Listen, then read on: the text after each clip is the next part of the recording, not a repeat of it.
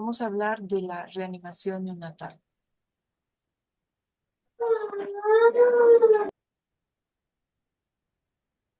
Como introducción podemos decir que en la reanimación neonatal, entre un 5 al 10% de los recién nacidos van a requerir algún tipo de reanimación.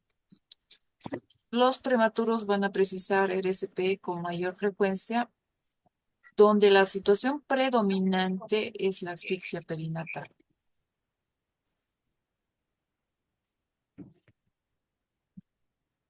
Es importante anticiparse a la situación en la que vamos a enfrentar. Y es por eso que es importante una comunicación directa entre los obstetras, los pediatras y los anestesiólogos para buscar factores de riesgo en la madre, considerando o valorando los datos del bienestar fetal, estableciendo además el papel de cada persona que va a intervenir en la atención de este recién nacido con factores de riesgo y comprobar que todo el material que tengamos que utilizar esté listo antes de que se produzca el parto.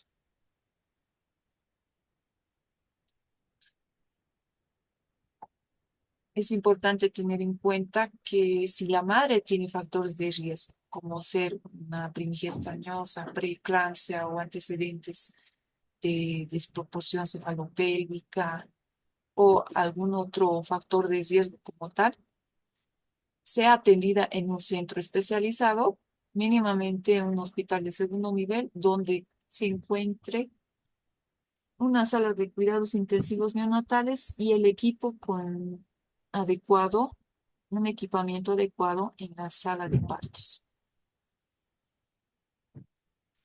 Entonces es importante verificar los materiales, los medicamentos y también los recursos humanos. Como personal de salud tenemos que verificar que todo esté a disposición. Por ejemplo, la cuna radiante, el oxígeno con el oxígeno con el humidificador esté ahí. Aquí como están viendo el humidificador, el monitor neonatal,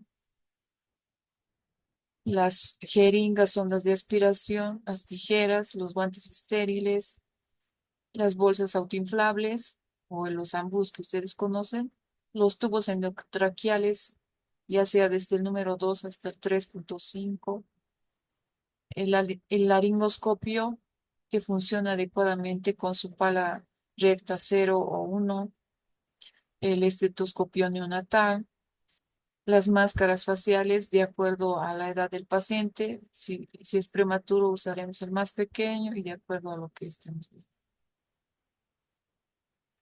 Incluso a veces, si el personal no está capacitado para realizar intubación endotraqueal, podemos usar las máscaras laringes, como están viendo.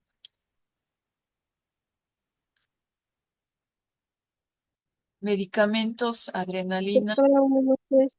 solución fisiológica, dextrosa 10, Doctora, no perdón, se nota positiva. no está avanzando. No, doc. Ay, gracias. No está compartiendo. A ver, vamos a ver eso.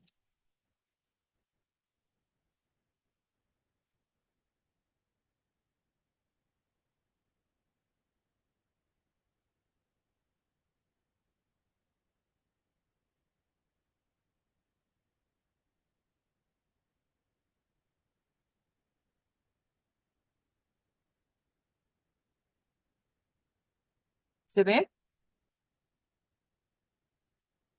Sí, doctora. Sí, ahora sí. Gracias, muchas gracias por eso. Ya, entonces estábamos en los materiales, ¿verdad? Es importante tener en cuenta la cuna radiante. El ambiente mismo tiene que estar atemperado, ¿verdad? Porque no es lo mismo atender a un recién nacido en el alto versus en los yungas, ¿no? Porque tenemos un ambiente frío. A veces estamos menos 1 grado, menos 10 grados centígrados. Estamos bastante frío el ambiente. Entonces hay que atemperarlo entre 24 a a 28 grados centígrados tiene que estar el ambiente, tiene que estar encendida la cuna radiante, tenemos que tener el oxígeno con su manómetro y también con el modificador, el conector del oxígeno también, el monitor, no nos tiene que faltar. Ahora, si nos han dicho, es reanimación avanzada porque la madre tiene factores de riesgo, el niño va a nacer con complicaciones. Tenemos que listar materiales para reanimación neonatal avanzada, como será las bolsas autoinflables, como están viendo, o el AMBU que ustedes conocen, ¿no? Los tubos endotraqueales, de acuerdo a la edad del paciente. Si es a término, generalmente se utiliza un tubo del número 3.5. Si es prematuro, desde el número 2.5, 3. Entonces hay que ir alistando todo esto. Las ondas de aspiración, las jeringas, el estetoscopio, el laringoscopio que esté funcionando con las pilas adecuadas, porque a veces justamente cuando en el momento más estresante donde estamos haciendo la reanimación, justo el laringoscopio no funciona, que se había bajado y que no funciona el foquito del laringoscopio, que la pala no es la adecuada para el prematuro. Entonces, todo eso se debe prever antes de que se produzca el nacimiento, para no estar correteando ese rato, ¿no? Entonces, les decía, también es importante alistar la adrenalina, que es una de las drogas de reanimación que más se utiliza en neonatología, de 1 en 1000. Es decir, tienes que preparar una ampolla de adrenalina en 9 ml de solución fisiológica. También solución fisiológica, dextrosa al 10%, surfactante ya en caso de que el niño sea prematuro y necesitemos administrar surfactante. Bicarbonato generalmente no lo usamos. Recursos humanos mínimos, tiene que haber una persona capacitada, ¿no? Una persona capacitada para RSP, otra persona capacitada para RSP avanzada, localizable, ¿no? En este caso ustedes ya van a hacer esos, personal avanza para RSP avanzada.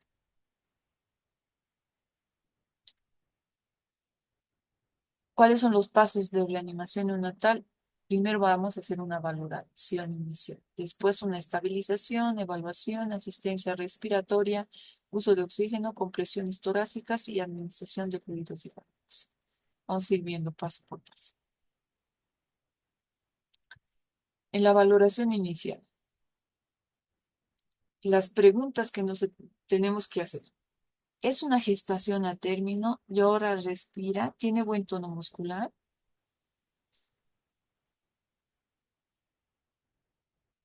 Si la respuesta es sí, va a los cuidados de rutina. Bueno, se hace todo lo que se hace. Si hay que aspirar secreciones, se aspira secreciones, pensamiento. Generalmente se retrasa el pensamiento más de 1 minuto y luego se le pone el apego precoz. Eso cuando el bebé nace sin complicaciones con una Apgar mayor a 7 al primer minuto de vida. Pero, sin embargo, eso cuando vamos a hacer reanimación, a veces no ocurre eso, ¿no? Entonces, ¿qué hacemos? Lo que habíamos mencionado, nos asustamos y hacemos los procedimientos de... Ahora, pero si la respuesta, digamos, no ha sido una valoración inicial no satisfactoria, entonces secamos, evitamos el enfriamiento y secamos un secado enérgico y abrimos la vía aérea. La posición más adecuada es en decúbito, cabeza neutra ligeramente extendida con boca abierta. Aspiramos las secreciones con la perita de aspiración. Primero la boca, luego la nariz. También podemos utilizar una sonda de aspiración. Estimulación táctil. Generalmente el secado enérgico que ustedes conocen, ¿ve? Suave en las plantas del pie, respiración ineficaz. Estimulamos. Esto no va a durar más de 30 segundos. Valoramos que esté una posición correcta de la cabeza del recién nacido. Aquí vemos, cuando está muy extendido, esto no va a ayudar a que el chiquito respire. Cuando está, esta es la posición correcta, ¿no? Cuando colocamos un campo por debajo de los hombros y estamos haciendo que la vía aérea se rectifique y pueda el niño respirar de forma adecuada.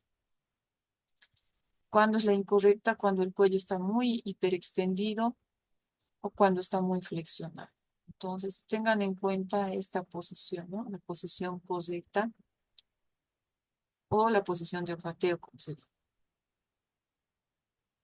Entonces, en la estabilización inicial, ¿qué es lo que hacemos con ese niño? Lo secamos, lo calentamos, un secado enérgico, le limpiamos todo. Obviamente esto estamos haciendo en la cuna radiante, todo este procedimiento. Pueden haber secreciones, entonces aspiramos las secreciones, aspiramos de las fosas nasales. Estimulación táctil, si todavía el niño no está respirando de forma adecuada, no tiene un buen tono muscular, no tiene un buen llanto, los seguimos estimulando, los secamos. Eso va a ser al primer minuto, en los primeros 5 minutos de vida estamos haciendo, ¿no? Evaluación inicial. Entonces, considerando, ¿no? La frecuencia cardíaca y la respiratoria. A los 30 segundos tras la estabilización, ¿qué cosa tienes que valorar? Es la respiración. ¿Cómo está respirando ese niño? ¿Tiene una respiración regular o irregular? ¿Está respirando a boqueadas o gasping? ¿O tiene apnea prácticamente? Es decir, el niño no respira. ¿Cómo estará la frecuencia cardíaca de ese niño? Ahora, a veces no hay estetoscopio en el momento. ¿Cómo puedes hacer esto? Agarras la base del cordón umbilical y cuentas la frecuencia. Ahora, no hay que basarse en el color del paciente, teniendo en cuenta que el niño todavía, eh, el conducto arterioso se está cerrando, entonces es normal que un recién nacido tenga cianosis. Entonces no se basen en solamente el color, sino que valoren esto, ¿no? Puede ser la respiración y la frecuencia cardíaca. También podemos utilizar lo que es la oximetría de pulso en mano derecha o en la muñeca derecha porque es la saturación preductal antes de luz, como en este caso, ¿no? Vemos que el niño tiene una respiración irregular, tiene una frecuencia cardíaca menor de 100, listo, ya estamos monitorizando. Ahí está, ¿no? Aquí lo más verde, ¿no? La muñeca derecha. Hay tres posibilidades en la evaluación inicial. Si la frecuencia cardíaca está mayor a 100, una respiración normal, ya se va con su madre a precoz. Si la frecuencia cardíaca está mayor de 100, pero tiene dificultad respiratoria, tenemos que controlar la saturación de oxígeno y podríamos considerar la utilización de oxígeno por casco cefálico. En otros países, y teniendo en cuenta que es prematuro, ya están preparando el equipo de CPAP, que es que es la administración de oxígeno a presión positiva, ¿ya? Ahora, si la frecuencia cardíaca está menos de 100 o el niño, y también el niño tiene apnea o no tiene una respiración ineficaz, ya es lo que hacemos la ventilación a presión positiva con monitorización de la saturación de oxígeno. Aquí estamos, ¿no? Ventilación a presión positiva y la saturación de oxígeno. Ahora, ¿cómo se hace la ventilación a presión positiva o cuándo está indicada esto? Cuando el niño tiene una apnea, una respiración ineficaz y cuando la frecuencia cardíaca está menos de 100 latidos. ¿Cuál es la técnica para administrar la ventilación a presión positiva? Primero, la vía aérea tiene que estar libre. Si existen secreciones, flemas, todo tenemos que aspirar estas. Posición neutra de la cabeza con leve extensión, teniendo en cuenta ese campo que estamos poniendo a nivel por debajo de los hombros para que pueda tener una vía aérea permeable. Abrir la boca, cerrar, sellar la mascarilla. Esto es importante porque a veces puede haber escape mientras estamos haciendo la ventilación a presión positiva, y esto puede hacer que el niño no se oxigene de forma adecuada y no logremos asistirlo de forma adecuada. Presión variable mínima adecuada de entrada de aire puede requerir entre 30 a 40 centímetros de agua. Eso lo vamos a ir ejerciendo cuando utilicemos la bolsa autoinflable o el AMBU que ustedes conocen. ¿Cuánto? A una frecuencia de entre 40 a 60 ventilaciones por minuto, evaluando la expansión torácica y auscultando la entrada de aire y a nivel cardíaco además. Entonces aquí están viendo la técnica adecuada, que es la mano en sí. ¿Ven cómo está sujetando la mascarita? Tiene que tapar tanto la nariz como la boquita, tiene que estar cerrada, un cierre hermético de tal manera que no escape el, el oxígeno que le estamos administrando por cada ventilación.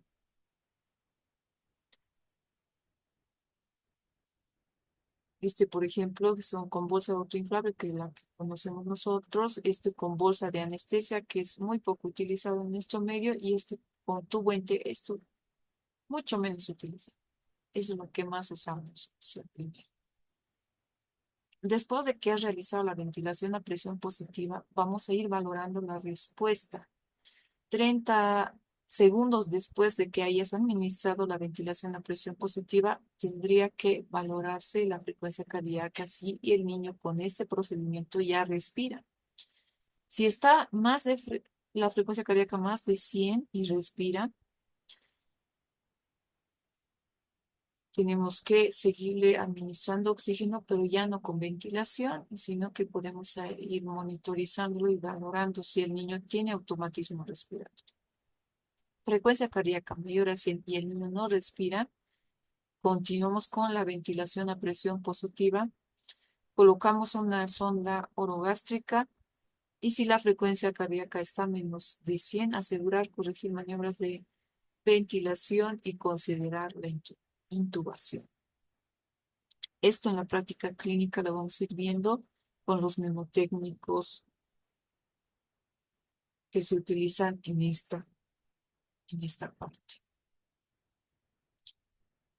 Asistencia respiratoria, ventilación positiva. Aseguramos, corregimos las maniobras de ventilación, comprobamos la posición de la cabeza, abrimos la vía aérea, valoramos la aspiración orofaringea, consideramos 2 personas para el control de la vía aérea. A veces ocurre esto, ¿no? Y repetimos las insuflaciones.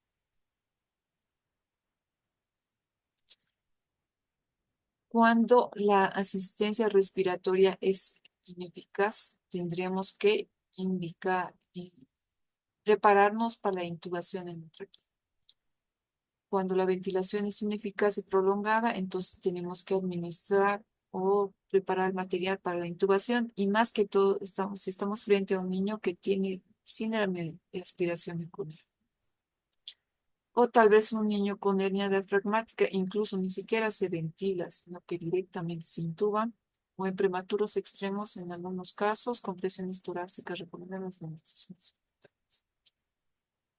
Ahora, ¿cuál será lo más importante antes de realizar la intubación endotraqueal? Que todo el material esté preparado, es decir, tener el laringoscopio adecuado con la pala recta de 0,00 o 1, de acuerdo a la edad del paciente. Tubo endotraqueal y diámetro y profundidad de inserción. Si es a término, generalmente utilizamos de entre 3 y 3,5. Si es prematuro, utilizamos 2,5 o menos.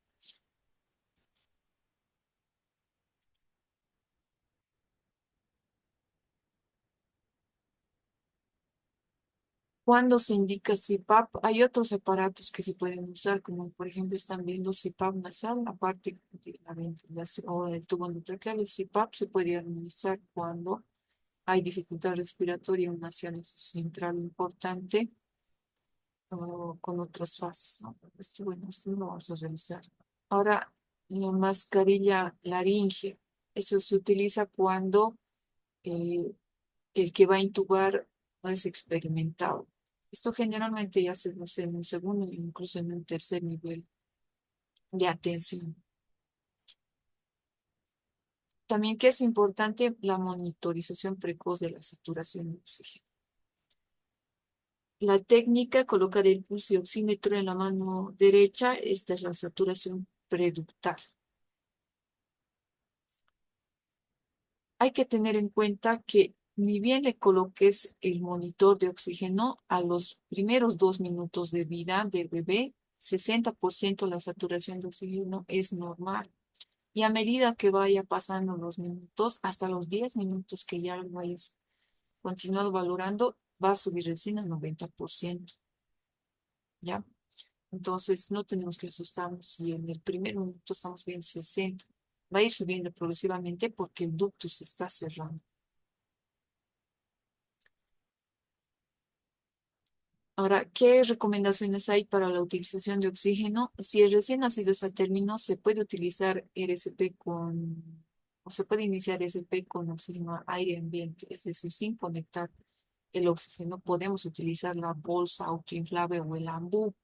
Una vez que va valorando que todo el equipo vaya tomando sus lugares, podemos conectar el oxígeno. Todo lo más importante es administrar el oxígeno, ¿no?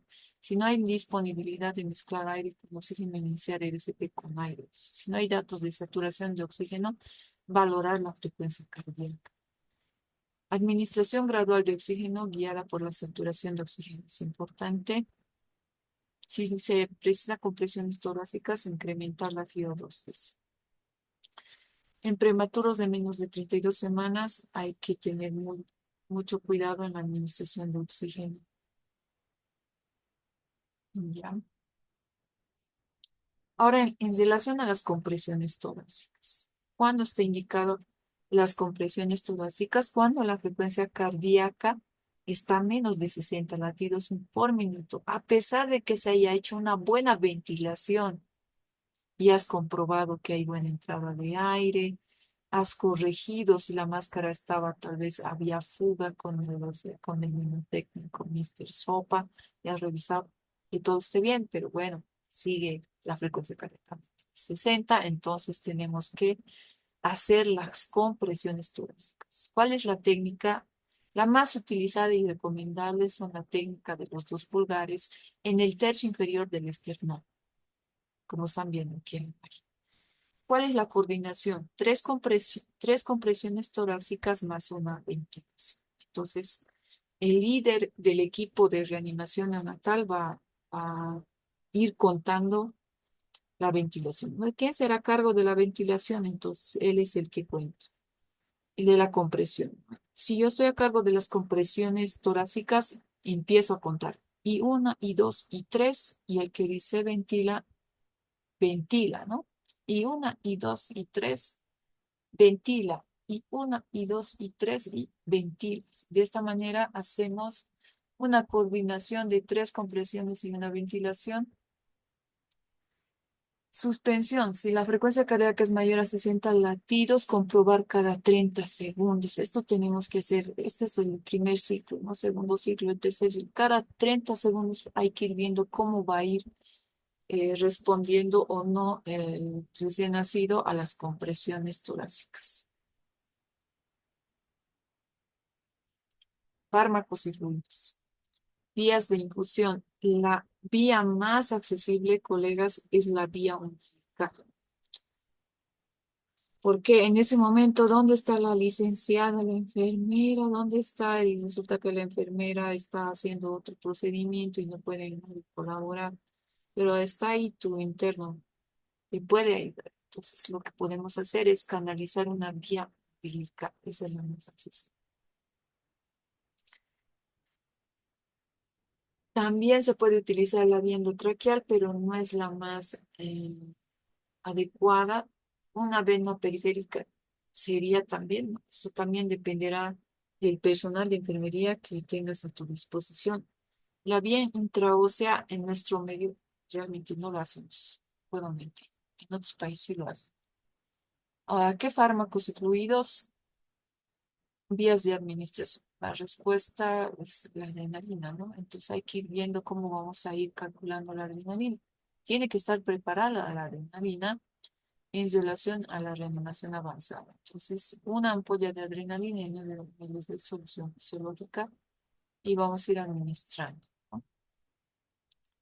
Ahora, si es intravenosa, digamos, has canalizado una vía, una onfaloclisis. Entonces, ¿cuál sería tu dosis? De 0,1 a 0,13 milis. Generalmente utilizamos a 0,2 colegas. En la vía endotraqueal, la dosis es de 0,5 a 1 ml y la que más usamos siempre es la de 1 ml. Entonces, acuérdense de eso. Es más fácil, ¿no?